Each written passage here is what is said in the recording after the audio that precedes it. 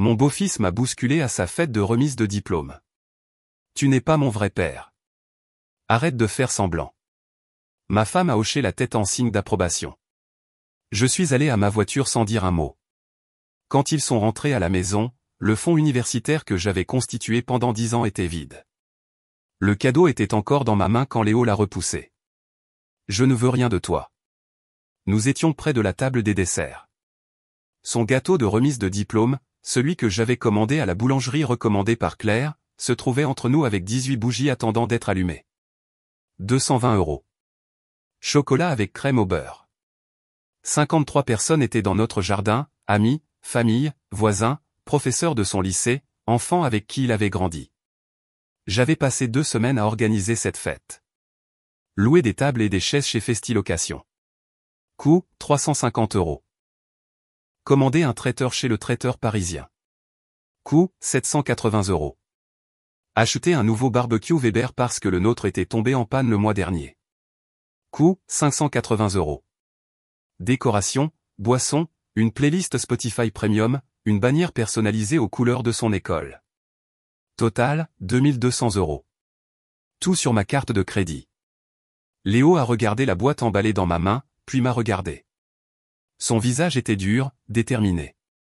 Léo, allons. C'est ta remise de diplôme. Juste non. Sa voix est devenue plus forte, plus dure. Tu n'es pas mon vrai père. Arrête de faire semblant que tu le es. Les conversations autour de nous se sont arrêtées.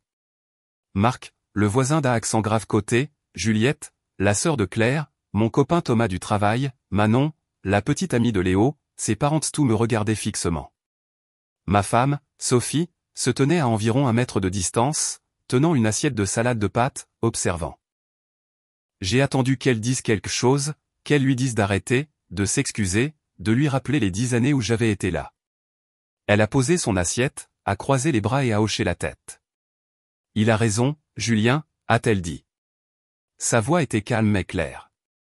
Tu n'es pas son père. Tu dois respecter ça. Le cadeau, un nouvel ordinateur portable pour l'université, d'une valeur de 2000 €, emballé dans du papier bleu avec un ruban argent, était toujours dans ma main. Je l'ai posé sur la table à côté du gâteau. Compris, ai-je dit. J'ai traversé la foule. Les gens s'écartaient de mon chemin, créant un passage. Personne ne parlait, personne ne croisait mon regard. Je suis monté dans ma Renault Talisman, j'ai démarré le moteur et j'ai reculé hors de l'allée pendant que 53 personnes regardaient depuis le jardin.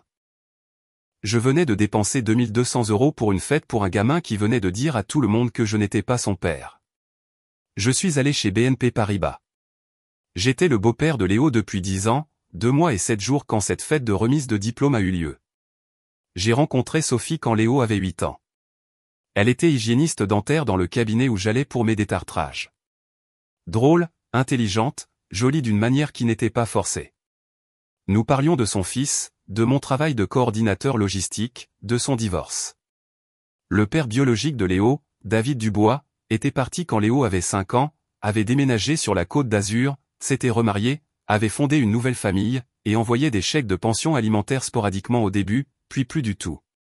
Sophie travaillait à plein temps mais avait du mal. Les hygiénistes dentaires gagnent bien leur vie, peut-être 60 000 € par an, mais les dépenses d'un parent seul en Île-de-France sont brutales. Loyer, garde d'enfants, nourriture. Les médicaments de Léo pour son trouble du déficit de l'attention avec ou sans hyperactivité coûtaient 310 € par mois, même avec une assurance. Nous sommes sortis ensemble pendant 8 mois, nous nous sommes mariés lors d'une cérémonie à la mairie avec Léo comme témoin. J'ai emménagé dans leur appartement à Versailles. J'ai commencé à aider avec les factures, à aider Léo avec ses devoirs, à assister à ses matchs de football, à préparer ses déjeuners, à lui apprendre à faire du vélo sans petite roue en étant son père. Pas son beau-père, pas le mari de maman, juste son père. Quand il a eu 10 ans, il a demandé s'il pouvait m'appeler papa. Ton vrai père est David, avais-je dit prudemment. Je ne veux pas le remplacer. Il n'est pas là. Toi, tu es là. Alors, il m'a appelé papa pendant 8 ans, jusqu'à aujourd'hui. L'agence BNP Paribas sur l'avenue de Wagram était ouverte jusqu'à 17 h le samedi. Je suis arrivé à 16h47. Je me suis approché du bureau. J'ai demandé à parler à quelqu'un de la gestion de compte. Je dois faire un virement, ai-je dit au banquier.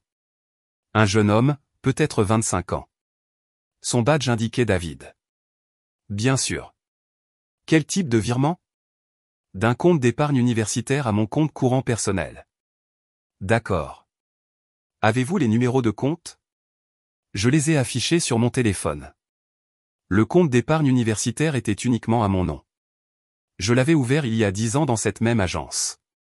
460 € par mois, chaque mois, pendant 120 mois. 55 000 € de cotisation. 7 500 € supplémentaires d'intérêt. 62 500 € au total.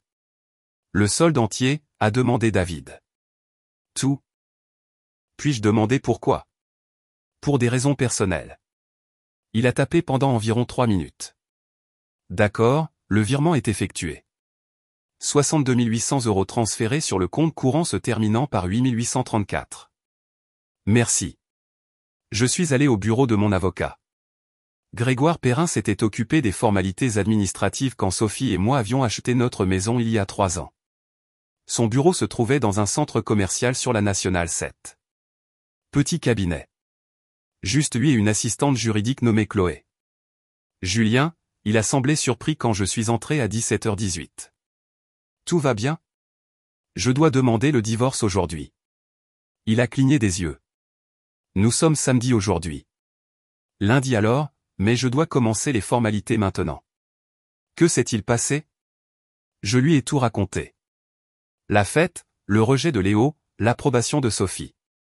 Mon Dieu, a-t-il dit doucement. D'accord, laissez-moi sortir les formulaires. Nous avons passé 1 heure à tout passer en revue. Bien commun, une maison de 3 chambres à Saint-Germain-en-Laye. Prix d'achat, 355 000 €. Hypothèque restante, 265 000 €. Ma contribution à la compte, 50 000 € sur un total de 70 000 €, documenté dans les papiers de clôture. Ma part des paiements hypothécaires, environ 70% sur 3 ans. Je gagnais 80 000 € en tant que coordinateur logistique, Sophie gagnait 60 000 €. Nous partagions les factures proportionnellement. Et le gamin, a demandé Grégoire. Léo. 18 ans aujourd'hui. Adulte légal, donc pas de problème de pension alimentaire? Non. Et le fonds universitaire? Ouvert à mon nom il y a 10 ans. Toutes les contributions proviennent de mes comptes. Sophie n'y a jamais ajouté d'argent. Elle va prétendre que c'était un cadeau pour Léo. J'ai 10 ans de relevé montrant des contributions systématiques. 460 € par mois. C'est un compte d'épargne, pas un plan d'épargne logement. Légalement à moi. Grégoire a pris des notes. Ils vont contester ça. Laissez-les contester. Ça va devenir moche. C'est déjà moche. Il a imprimé la requête en divorce. Je l'ai signée. Il l'a déposée électroniquement via le système judiciaire français. Elle sera signifiée lundi après-midi. Bien. Je me suis enregistré aux résidences Inn de la Défense à 19h43. Hôtel pour long séjour, cuisine, chambre séparée, 130 € la nuit. J'ai commandé chez Domino's une grande pizza pepperoni, des bâtonnets de pain, un coca de 2 litres et je me suis assis sur le lit et j'ai mangé en regardant Parks and Recreation sur mon ordinateur portable. Mon téléphone a commencé à sonner à 20h52. Sophie. J'ai refusé. Elle a rappelé. Refusé. Puis Léo. Refusé. La mère de Sophie, Nathalie. Refusé. 12 appels de Sophie, 8 de Léo, 5 de Nathalie. J'ai éteint mon téléphone. Dimanche matin, je suis retourné à la maison à 9h du matin. La voiture de Sophie était partie. La Peugeot 208 de Léo, celle pour laquelle j'avais co-signé, 350 € par mois car son crédit n'était pas établi, était partie aussi. Je suis entré, j'ai mis mes vêtements dans 4 valises. Mon ordinateur portable, mes livres, ma Xbox, mes outils du garage, tout ce qui était à moi. L'ordinateur portable que j'avais acheté pour Léo était toujours sur le comptoir de la cuisine. Papier d'emballage bleu, ruban argenté. Je l'ai laissé là, débranché, j'ai verrouillé la porte derrière moi et je suis retourné aux résidences Inn. J'ai rallumé mon téléphone à 11h27. 64 appels manqués, 27 messages vocaux. J'en ai écouté 3. Sophie, Julien, qu'est-ce que diable as-tu fait? Je viens de vérifier le compte universitaire en ligne. Il est vide. Où est l'argent? Léo commence à la Sorbonne en août. Rappelle-moi tout de suite. Léo, tu ne peux pas faire ça. Cet argent est à moi. Ma mère a dit que tu l'économisais pour moi. C'est du vol. Nathalie, comment oses-tu voler ce garçon après tout ce que Sophie a fait pour toi? J'appelle un avocat. J'ai supprimé les 27 sans écouter le reste. Grégoire a appelé à 14h14. Votre femme vient d'appeler, en hurlant. Apparemment, elle a découvert pour le fonds universitaire. C'était rapide. Elle veut négocier un règlement à l'amiable. Pas de règlement. Je veux ce pourquoi j'ai payé, ce qui signifie que la maison doit être vendue. J'ai contribué à hauteur de 71% de la compte et de 70% de l'hypothèque. Je veux 70% du produit de la vente après le remboursement de l'hypothèque. Elle prétend que le fonds universitaire était un cadeau pour Léo. Il était à mon nom. Je l'ai ouvert. Je l'ai financé. Elle n'a jamais contribué un centime. J'ai 10 ans de relevés bancaires prouvant que chaque dépôt provenait de mes comptes. Elle va soutenir que tu le lui as promis verbalement. J'ai promis beaucoup de choses à des gens qui me faisaient sentir comme un membre de la famille. Ils ont très clairement montré à sa fête de remise de diplôme que je ne suis pas de la famille, donc ces promesses sont nulles et non avenues. Julien, je ne lui donnerai pas un euro. Grégoire est resté silencieux un moment. Vous êtes sûr de ça? Complètement. D'accord, je vais rédiger une réponse. Pas de règlement. Partage des biens basés sur les contributions documentées. Le fonds universitaire reste votre bien propre. Merci. Sophie s'est présentée aux résidences IN le lundi à 16h37. La réception a appelé ma chambre. Monsieur Fournier, il y a une femme ici qui vous demande. Elle dit quelle est votre femme. Dites-lui que je n'ai rien à lui dire. Elle est assez contrariée. Dites-lui de contacter mon avocat. Sophie a appelé mon portable 30 secondes plus tard. J'ai répondu. Comment as-tu pu? A-t-elle crié. L'université de Léo commence dans 3 mois. Il n'a nulle part où trouver cet argent. Ce n'est pas mon problème. Tu l'as élevé pendant 10 ans. Et à sa fête de remise de diplôme, devant 53 personnes, il m'a dit que je n'étais pas son vrai père. Tu as hoché la tête et tu as été d'accord. Donc, je ne suis pas son vrai père, ce qui signifie que je ne lui dois pas de fonds universitaires. Il était juste contrarié. Il était honnête. Et toi aussi. Vous avez tous les deux très clairement montré que je ne suis pas de la famille. Nous ne voulions pas dire, si, vous le vouliez. Vous pensiez chaque mot. Léo ne voulait pas de mon cadeau. Tu as été d'accord que je ne suis pas son père. Maintenant, tu es contrarié parce que tu réalises ce que je contribuais. Il ne s'agit pas de nous. Il s'agit exactement de nous. De 10 années où j'ai été présent, payant les factures, organisant des fêtes, constituant un fonds universitaire, étant son père de toutes les manières qui comptaient. Et à la seconde où j'ai voulu une reconnaissance pour ça, une vraie reconnaissance, il m'a repoussé et tu as hoché la tête. Silence sur la ligne. S'il te plaît, Julien, sa voix s'est brisée. Léo va perdre sa place à la Sorbonne. Il est censé commencer son orientation en juillet. Alors son vrai père peut payer pour ça.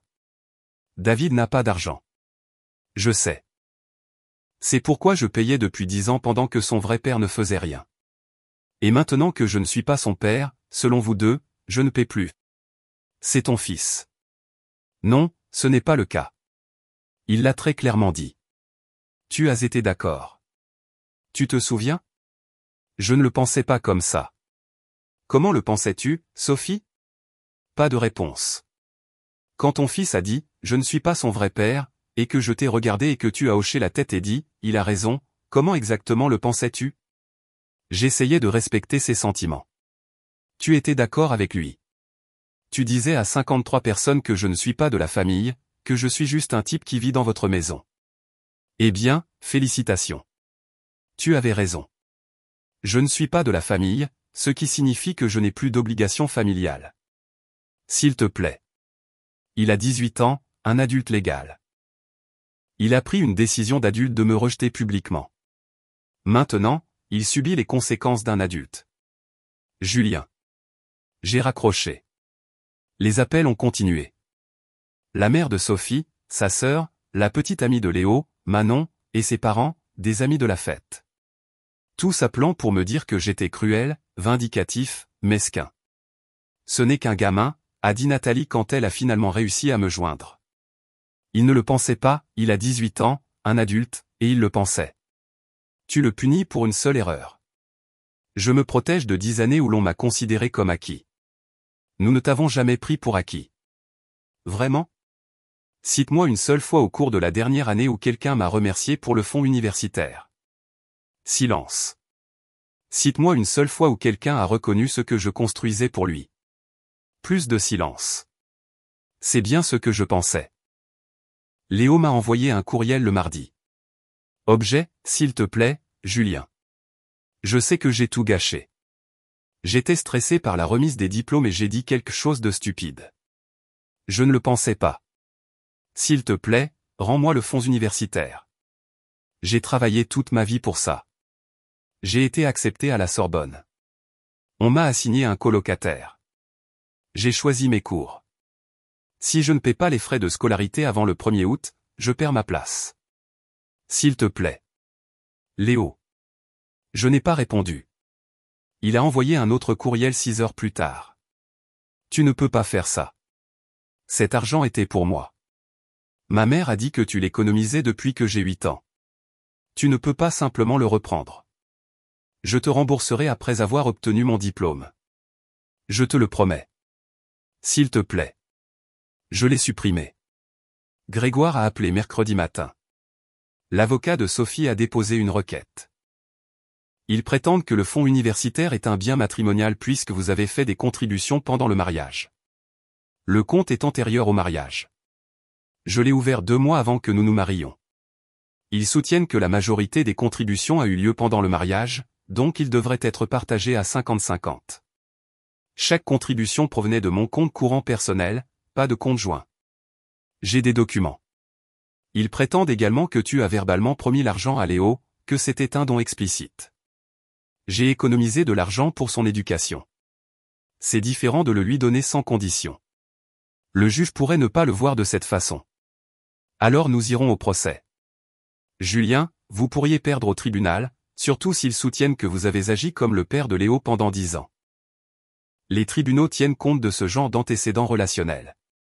Très bien, qu'ils le prouvent. Cela va vous coûter en frais de justice. Je m'en fiche. Je ne vais pas le récompenser pour m'avoir publiquement humilié. L'audience de conciliation était prévue pour le 12 juillet, 2 semaines après la fête de remise des diplômes. Les 2 parties se sont présentées avec leurs avocats. Sophie avec Antoine Sorel d'un cabinet de droit de la famille à Versailles. Moi avec Grégoire. La médiatrice, Carole Lambert, une médiatrice familiale agréée avec 18 ans d'expérience, a examiné les biens. Donc, nous avons une maison évaluée à environ 375 000 € avec une hypothèque de 265 000 €. Valeur nette de 113 000 €. Monsieur Fournier prétend avoir contribué à 71% de la compte et à 70% des mensualités de l'hypothèque. Est-ce documenté? Oui, a dit Grégoire.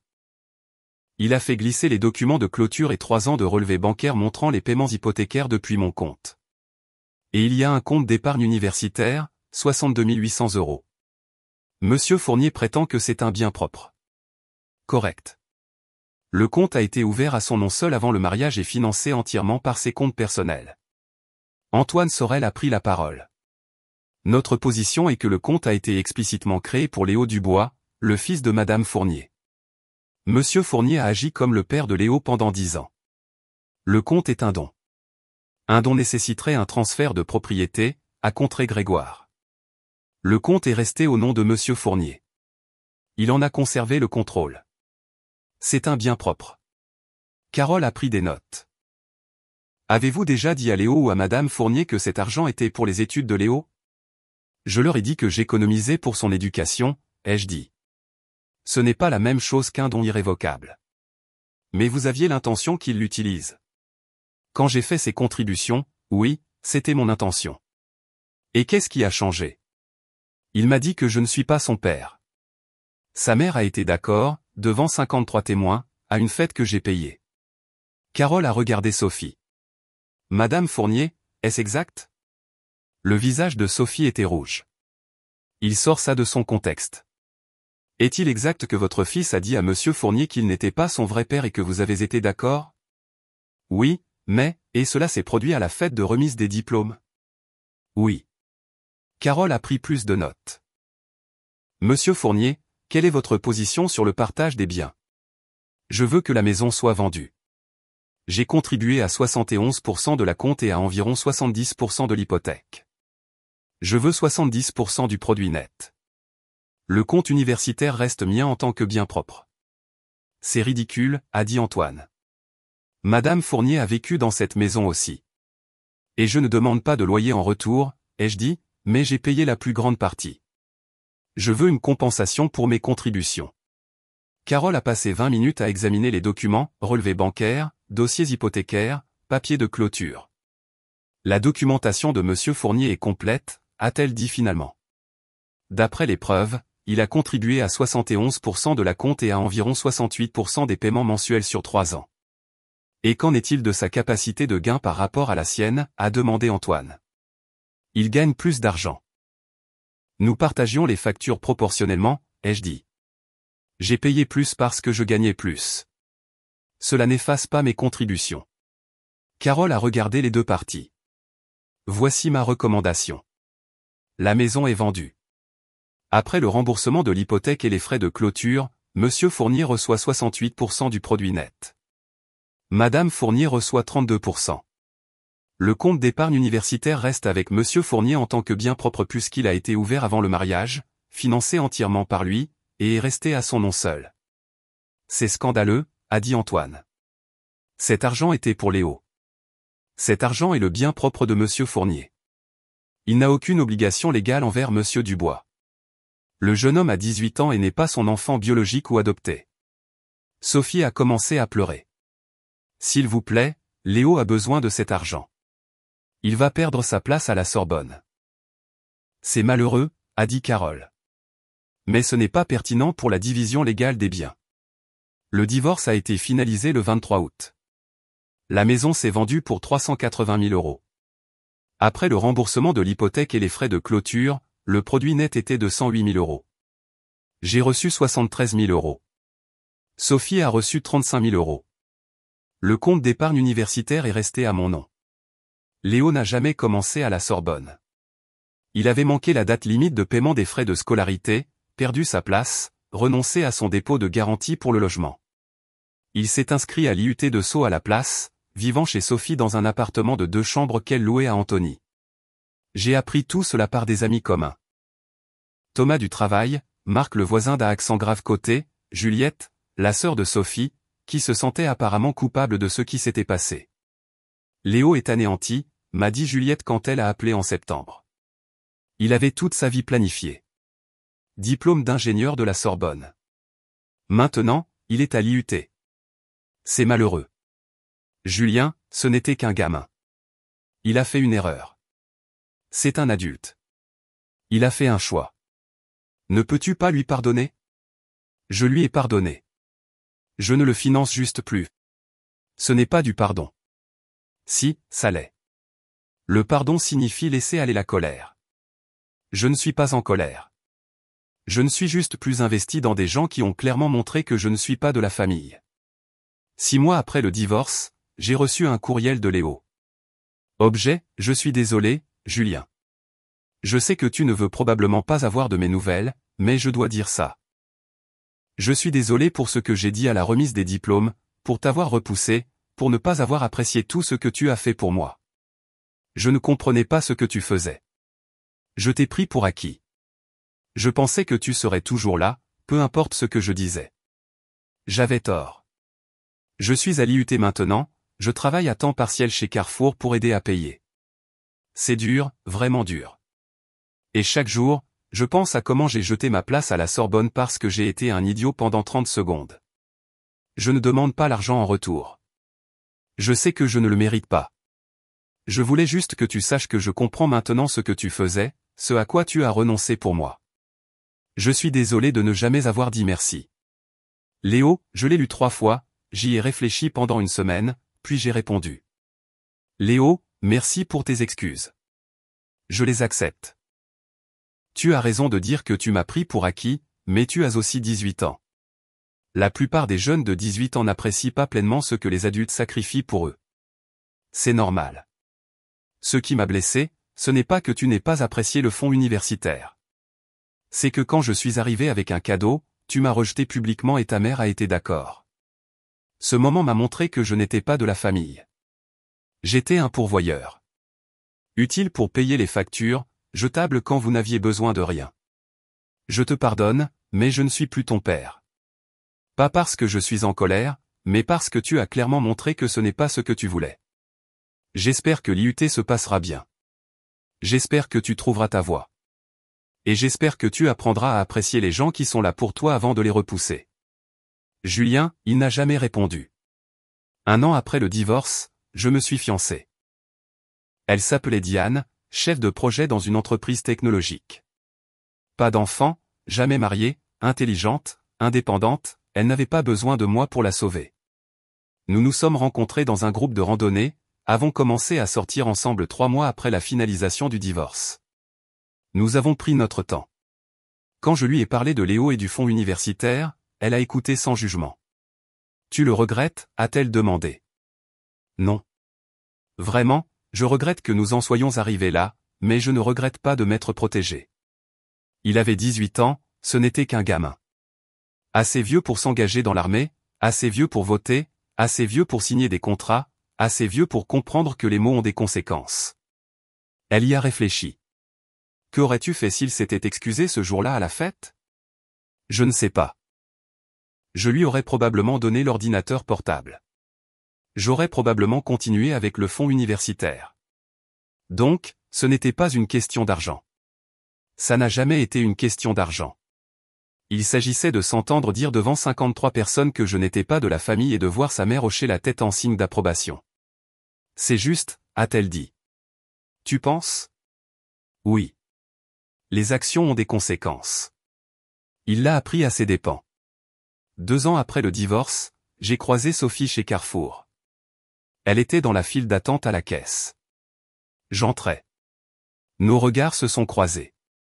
Elle paraissait plus âgée, fatiguée, les cheveux plus gris, des rides autour des yeux. Julien, a-t-elle dit. Sophie. Silence gênant. Comment vas-tu, a-t-elle demandé. Bien. Tu t'en sors? Plus de silence. Léo va mieux, a-t-elle dit. Il obtiendra son diplôme de l'IUT au printemps prochain, puis sera transféré à l'université Paris-Nanterre. C'est bien. Il parle de toi parfois. De ce qu'il a perdu. Le fonds universitaire, la relation. Je n'ai pas répondu. Il a fait une erreur, a-t-elle dit doucement. Nous en avons fait une tous les deux. Je sais. Pourras-tu jamais nous pardonner? Je l'ai déjà fait. Alors pourquoi? Le pardon ne signifie pas revenir en arrière. Il signifie lâcher prise et aller de l'avant. Ses yeux se sont remplis de larmes. Tu me manques. La personne que j'étais avec toi ne me manque pas, qu'est-ce que ça veut dire? Ça veut dire que j'ai passé 10 ans à être utile, à payer des factures, à organiser des fêtes, à construire un avenir pour un gamin qui n'était pas le mien.